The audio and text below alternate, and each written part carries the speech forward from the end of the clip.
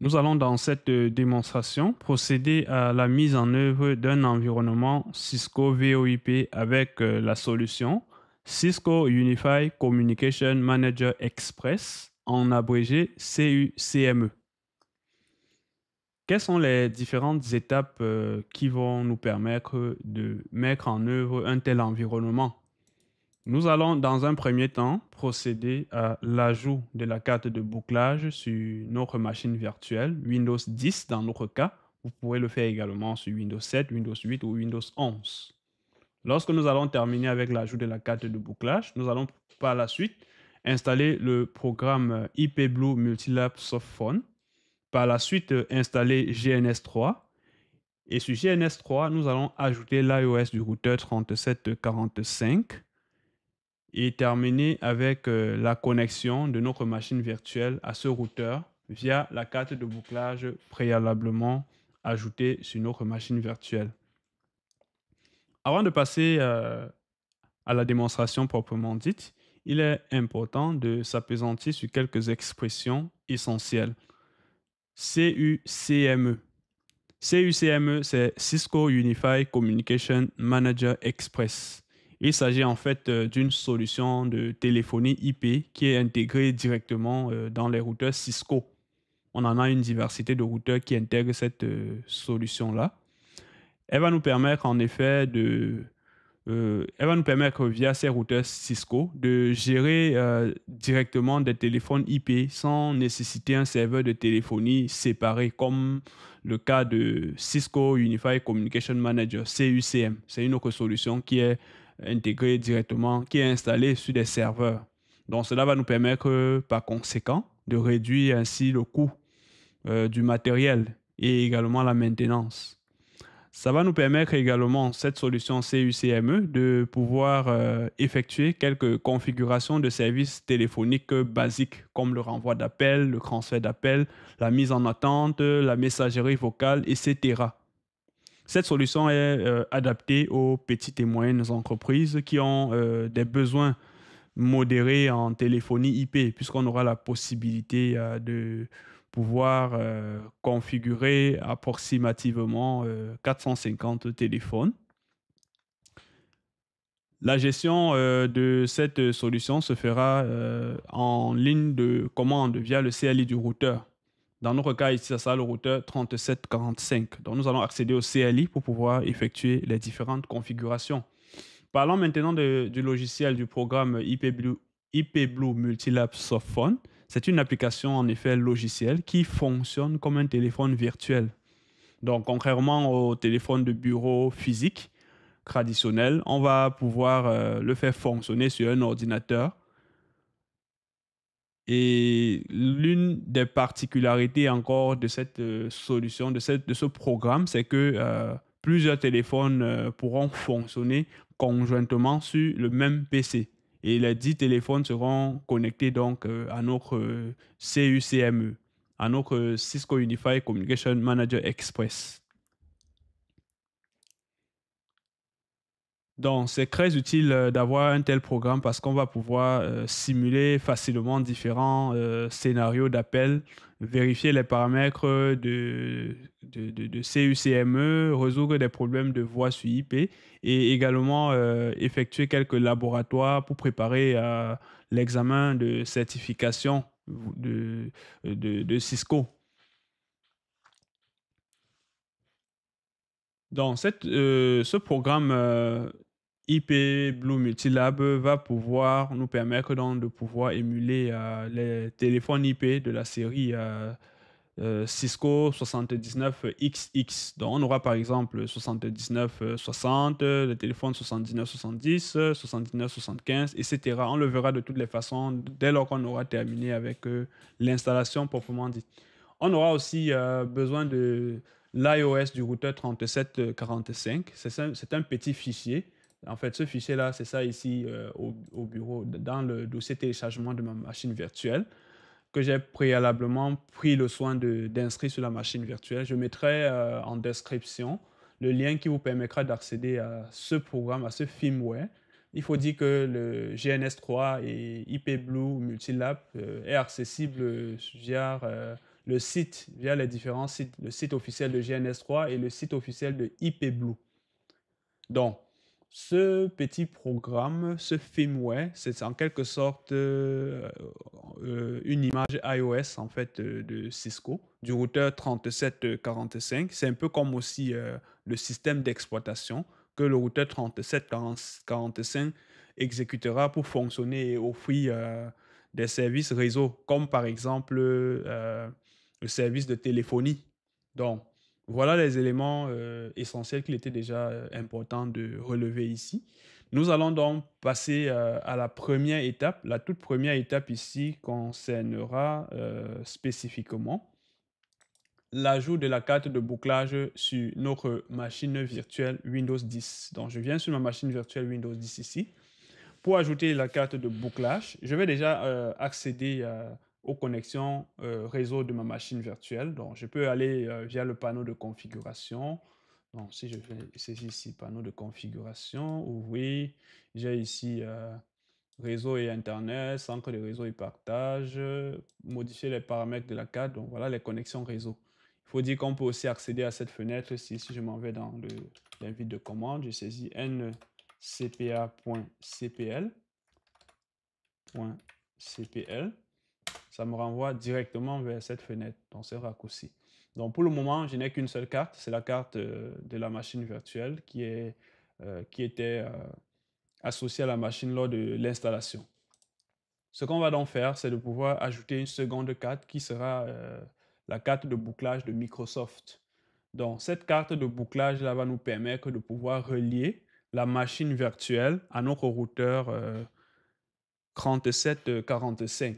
Lorsqu'il y aura donc la liaison établie entre le routeur 3745 et la machine virtuelle, laquelle machine virtuelle va abriter le programme IP Blue Multilab, qui est en quelque sorte ce programme qui nous permettra de simuler les téléphones IP. Lorsqu'on aura donc ce programme en place et également le routeur sur GNS3, ça va donc nous permettre par conséquent de pouvoir établir la communication entre notre Cisco Unified Communication Manager Express et les téléphones IP qui ont été installés sur la machine virtuelle. Donc, pour ajouter la carte de bouclage, qu'est-ce qu'on va faire concrètement? Ici, à travers l'invite de commande, je peux simplement saisir HDWWIZ. Ça va me donner accès à cet assistant. Donc, vous voyez ici l'assistant d'ajout de matériel. Donc, je peux fermer ça. Si je viens ici également sur la barre de recherche, je saisis la même commande HDWWIZ. Je vois que j'ai également ici le même assistant. Si je clique dessus, je parviens toujours à accéder au même assistant. Donc, libre à vous de choisir le moyen le plus aisé pour accéder à cet assistant d'ajout de matériel. Qu'est-ce que je fais par la suite? Je clique sur suivant. Et là, je vais choisir ici installer le matériel que je sélectionne manuellement dans la liste. Je clique sur suivant. Là, je vais choisir ici dans la liste carte réseau. Bon, je fais suivant. Bon, puisque la carte de bouclage, c'est une sorte de carte réseau. Donc, je clique ici sur Microsoft et là, j'ai ici carte de bouclage Microsoft KM Text. Je fais à nouveau suivant. Je fais encore suivant. Et là, terminé. Si je reviens sur les connexions réseau, je vois que j'ai... Non, c'est cette carte-ci. Puisque je vois tout en bas ici, Microsoft KM Text Lookback. C'est ça qui me permet de pouvoir le différencier de la carte que j'avais précédemment. Je dois même renommer cette carte-là pour éviter une confusion, même lorsque je vais devoir établir l'interconnexion entre le routeur et la machine physique et la machine virtuelle sur GNS3. Donc, je vais l'appeler simplement ici bouclage, comme ceci. Voilà, je valide. Donc, j'ai renommé ma carte. Donc, il faut dire que la carte de bouclage dans un environnement virtuel va nous permettre de pouvoir créer un réseau interne virtuel et simuler des connexions entre différentes applications ou machines virtuelles sur le même hôte. Donc en fait, dans notre cas ici, de façon singulière, cette carte de bouclage va nous permettre d'établir la liaison entre notre machine virtuelle Windows 10 et également notre routeur qui sera installé sur GNS3. Donc, une fois que j'ai ajouté cette carte, je me rends compte ici que j'ai la mention réseau non identifié. Cette mention-là spécifie ici que lorsque je vais procéder à l'interconnexion de ma machine virtuelle et le routeur, la liaison ne réussira pas. Il va donc falloir qu'on quitte de la mention réseau non identifié à la mention activé. Et pour ce faire, il va donc falloir accéder à l'éditeur de registre pour pouvoir ajouter un fichier spécifique. Donc, qu'est-ce qu'on va faire pour accéder à l'éditeur de registre? Ici, dans l'invite de commande, je vais simplement faire, je saisis ici rec edit, je valide. Donc, vous voyez, j'ai également cet assistant.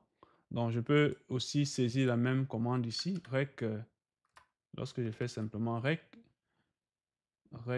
edit, vous voyez, j'ai ici éditeur du registre. Donc, je vais accéder à l'éditeur du registre.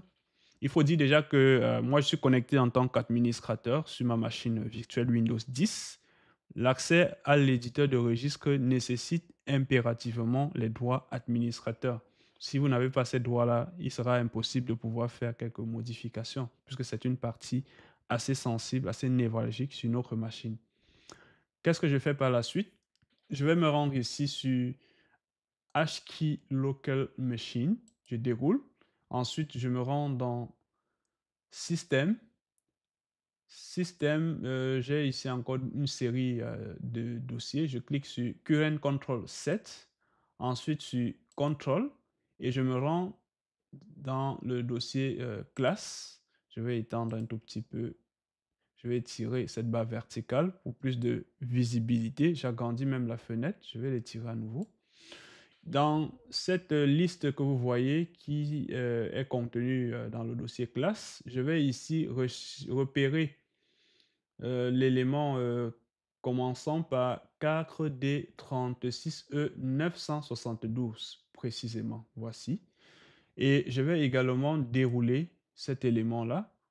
Et je vois ici que j'ai de sous-éléments 000, 0001, ensuite 0002. C'est ce 0002 là que je vais sélectionner ici dans mon cas.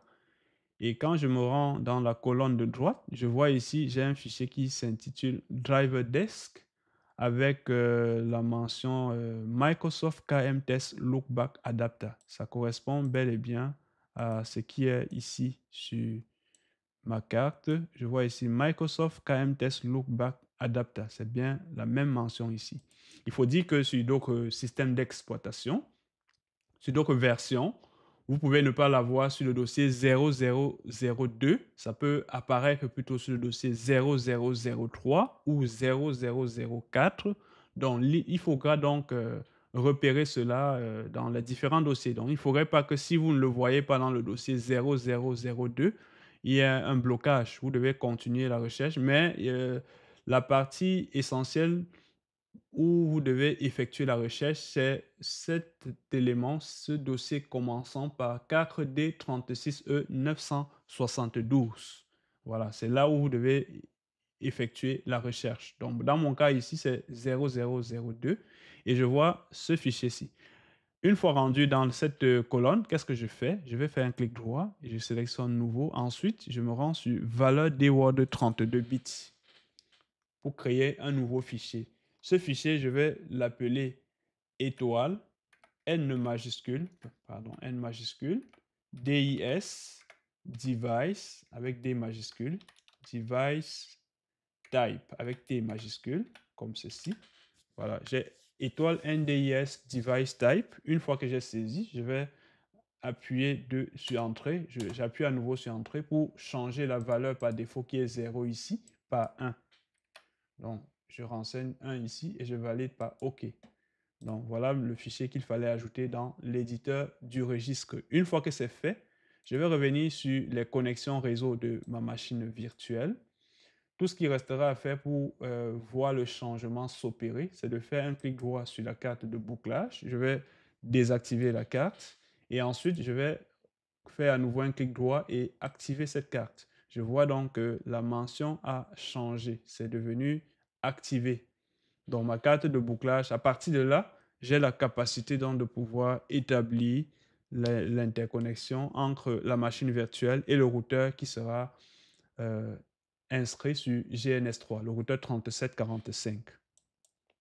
Quelle est la seconde étape une fois que j'ai procédé à l'ajout de la carte de bouclage? Il faudra donc procéder à l'installation de IP Blue Multilab Soft Phone. Donc, je reviens sur ma machine virtuelle. Ce qu'il faut déjà préciser, c'est que avant de procéder à l'installation de notre programme IP Blue Multilab Soft Phone, il va falloir impérativement désactiver Internet sur notre machine virtuelle. Donc, sur ma machine ici, j'ai accès à Internet. Hein. Si je m'en vais faire un ping sur l'IP du DNS de Google, voilà, j'ai des réponses qui sous-entend que je suis bel et bien connecté. On peut même le voir à travers ce symbole graphique. Donc, si on laisse Internet sur notre machine, qu'est-ce qui va se passer? Le logiciel communiquera avec les serveurs de licence d'IP Blue afin de vous donner la possibilité d'activer une licence payante. Dans notre cas ici, nous sommes dans un environnement de laboratoire, donc nous n'avons pas nécessairement pour le moment l'intention de le faire. Donc il va falloir qu'on désactive impérativement Internet. Donc je vais ici faire un clic droit, aller sur Settings. Ma machine virtuelle est en mode NAT actuellement, donc je vais le mettre par exemple en host only. C'est un mode qui permettra la communication uniquement entre les machines virtuelles. Donc là, je suis déconnecté du réseau Internet. Je vais simplement venir donc exécuter ce programme. Je valide par oui. Donc, l'exécution étant faite, je dois avoir l'assistant d'installation. Je vais réexécuter. Ah, il y a une autre instance en cours. Je vais patienter un tout petit peu. Voilà. Voilà l'assistant d'installation. Je vais simplement faire Next et j'accepte les termes de licence. Je clique à nouveau sur Next. Je laisse les différentes cases là cochées comme elles sont par défaut. Je clique à nouveau sur Next. L'emplacement, je ne vais pas le modifier. Je vais laisser l'emplacement d'installation de ce programme. C'est dans le C, Program File. Je fais à nouveau Next et je lance l'installation en cliquant sur Install.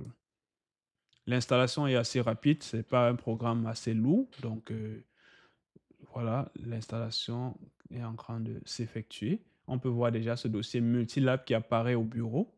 C'est dans ce dossier qu'on aura les différentes instances de notre téléphone IP.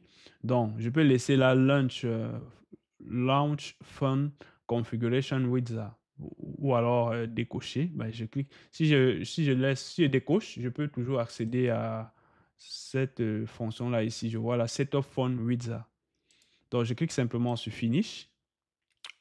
Vous voyez, j'ai ici la possibilité, c'est cette interface qui me donnera de pouvoir renseigner par exemple l'adresse IP du serveur TFTP. Ça sera dans notre cas ici notre routeur. Et on aura ici l'adresse MAC qu'on va associer à notre téléphone IP pour le différencier des autres téléphones. On aura la version des téléphones qu'on pourra configurer éventuellement. Voilà, ça part de 7902 à IPC. Donc, on aura la possibilité donc de choisir librement l'une des versions. Le dossier Multilab ici, où j'étais tantôt, nous voyons ici Phone Instance. Phone Instance ici, ça va de 1 à 8. Ça correspond en effet à des téléphones IP. Si je double-clique par exemple sur Phone Instance 1, je vois là que j'ai le téléphone IP 1 qui va s'afficher d'un moment à l'autre. Je peux également exécuter Phone Instance 2. Bon, là, je vais patienter un tout petit peu. Donc, ça ne prend généralement pas assez de temps.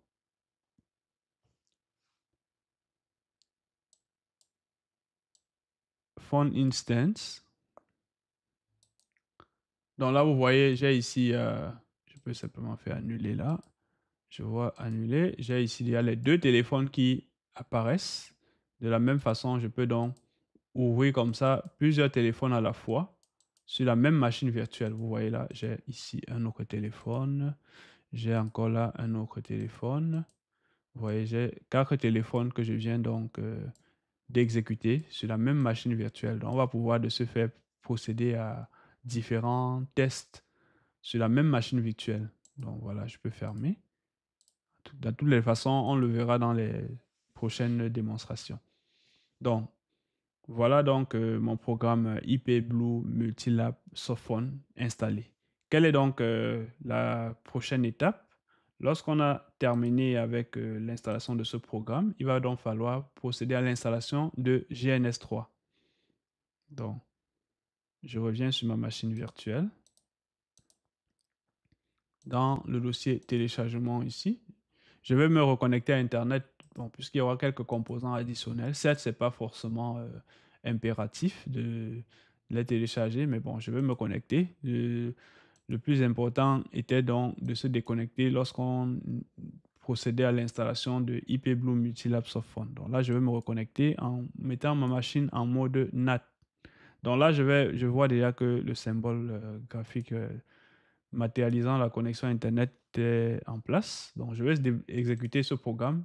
Ça, c'est la dernière version en date de GNS3 que j'ai téléchargée sur le site officiel. Donc, si vous allez dans Google, vous saisissez simplement téléchargement de GNS3, vous allez voir le site officiel qui vous donnera la possibilité de télécharger ce programme. On a aussi IP Blue Multilab Softphone qui est sur le site de IP Blue, le site officiel, et qui est également, que vous pouvez également télécharger.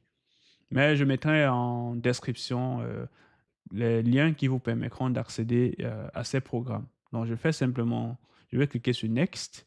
Lorsque j'ai l'assistance d'installation de GNS3, je clique sur I agree, Next.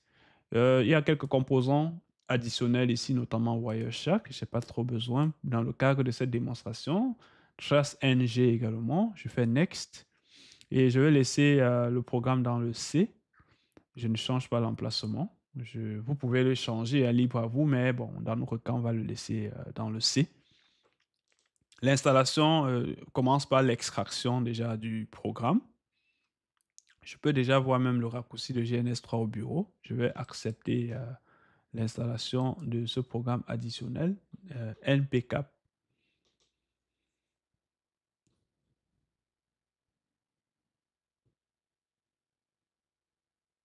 Donc voilà, NPCap qui est en cours d'installation. Là, je clique à nouveau sur Next, Finish. Je vais patienter quelques instants. Là, je vais annuler, je n'ai pas besoin de ça. Je clique sur Next à nouveau, No et Next.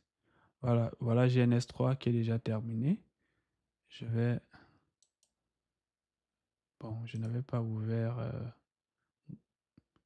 je vais d'abord ouvrir Edge pour la première fois. Généralement, cette fenêtre-là, je vais fermer. Bon, je vais laisser cocher cette case-là qui va permettre donc de démarrer GNS3. Donc, je peux fermer ça. GNS3 est en cours de démarrage. Ça aussi, je peux fermer. On pourra le redémarrer à travers le dossier Multilab. Donc, je patiente quelques instants que le programme GNS3 s'affiche. Voilà, j'ai ici déjà un premier assistant qui apparaît. J'ai ici, bon, Setup Wizard, je n'ai pas besoin de ça. Voilà la fenêtre, l'interface de GNS3. Pour commencer à... Bon, déjà, on a procédé à l'installation de GNS3. Quelle est la prochaine étape? La prochaine étape, c'est l'ajout de l'iOS du routeur 3745 à GNS3. Donc, qu'est-ce qu'on va faire? Pour procéder à l'ajout, dans un premier temps, il va falloir créer un nouveau projet. Vous voyez même la mention ici, Please create a project. Donc, je vais cliquer sur ce dossier-ci qui me donnera la possibilité de créer un nouveau projet. Je peux me venir ici sur File et je vois la New Blank Project. Donc, si je clique là, je vais appeler ce projet par exemple Cisco. Je vais l'appeler Laboratoire CUCM. Cisco Unified Communication Manager Express. Donc, vous pouvez choisir n'importe quel nom. Hein, il n'y a pas, c'est pas obligé d'avoir ce nom. Voilà, j'ai déjà le nouveau projet qui a été créé. Qu'est-ce qu'il va falloir faire? Ajouter l'iOS. Et pour cela, on va venir sur Edit. Ensuite, Preferences. Et là, je vois ici iOS Routers. Je vais cliquer sur New. Je vais ici cliquer sur Browse pour chercher l'emplacement de cet iOS. C'était dans Téléchargement. On voit ce fichier-là ici. Je clique sur Ouvrir. et je vais accepter la décompression de cette iOS. Je clique sur Next à nouveau. Je vais facultativement, hein, c'est pas obligatoire, je vais donner un nom ici à mon routeur. Je vais l'appeler en majuscule, je préfère le donner en majuscule, routeur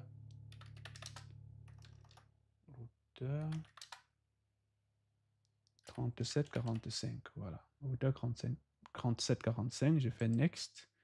La RAM que mon routeur va pouvoir, en fait, la RAM qui sera associée à mon routeur, 256 MB par défaut, mais je vais laisser, vous pouvez augmenter, hein, libre à vous. Je fais suivant.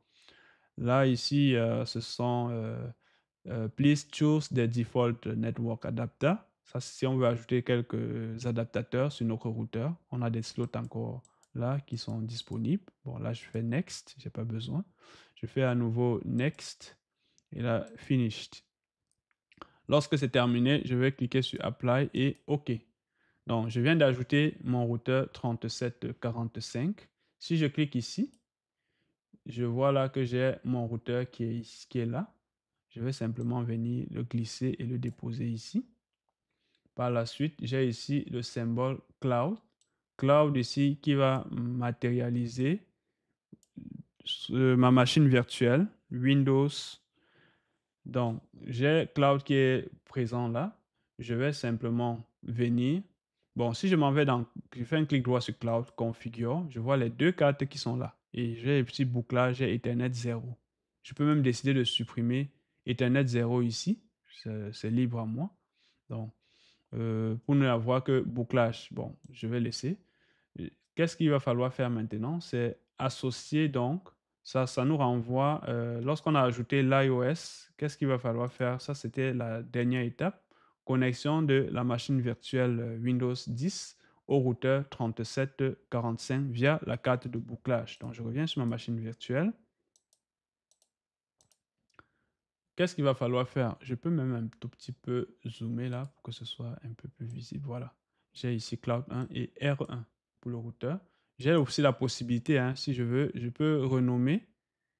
Là, si je viens, je clique ici. Voilà, j'ai R1 là. Je peux l'appeler aussi ici routeur 3745. C'est libre aussi. Je peux faire cela. Invalid name detected for this node. Bon, ok. C'est pas, je peux laisser ça d'abord comme ça. Qu'est-ce qu'il va falloir faire par la suite? Par la suite, il va donc falloir procéder à l'interconnexion. Donc, j'ai ici le symbole du câble. Donc, je vais cliquer là-dessus et je sélectionne un des câbles. Non, je vais recliquer, c'est pas. Voilà. Je sélectionne un des câbles. Je prends par exemple face Ethernet 00 et je vais relier ici à ma carte de bouclage. C'est bien bouclage et non Ethernet 0. Donc, si c'est après ta confusion, vous pouvez supprimer Ethernet 0 en faisant un clic droit et sélectionner Configure comme je l'ai présenté précédemment. Donc, je sélectionne bouclage.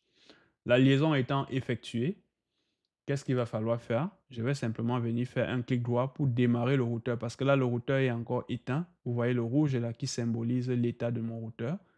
Donc, je vais faire un clic droit et j'ai ici Start.